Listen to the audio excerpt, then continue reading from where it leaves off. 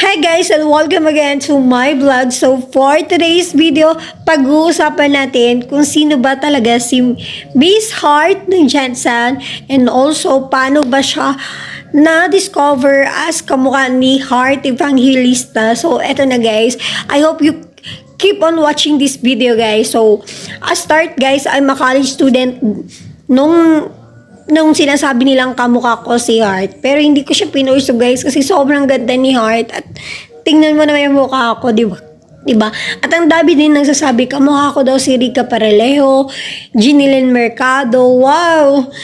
College pa yun guys. And then now, dahil naka-graduate na po ako ng college, hindi ko na siya ngayon ko lang pinurso yung mga gusto ng ibang tao na ipurso ko.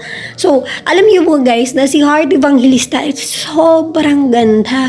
At hindi ako ganun kaganda guys. So, I do sing guys, katulad ni Heart. I know how to sing din. And then also, gustong-gusto ko na siyang gayahin guys. But then, eto lang talaga yun. Alam naman natin na si Heart Evangelista is a kikay din naman ako.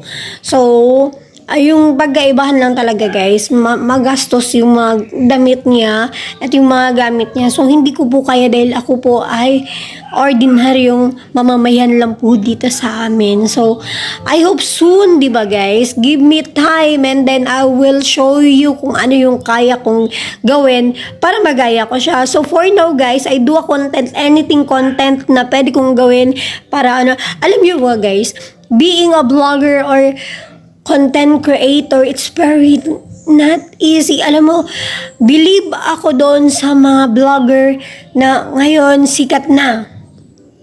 So, paano ako naging believe sa kanila guys? Sabi ko nga sa inyo, ang pagiging blogger and content creator is not easy. Kaya nga, di ba?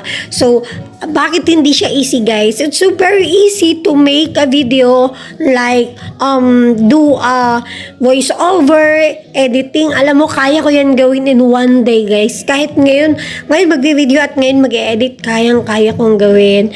Pero alam mo, ang pinakamahirap sa lahat is mag-build ng trust to the person sa lahat ng community natin ngayon dahil sa sobrang daming vloggers ngayon at hindi na alam ng tao kung sino yung susuportahan. Ito lang yun guys.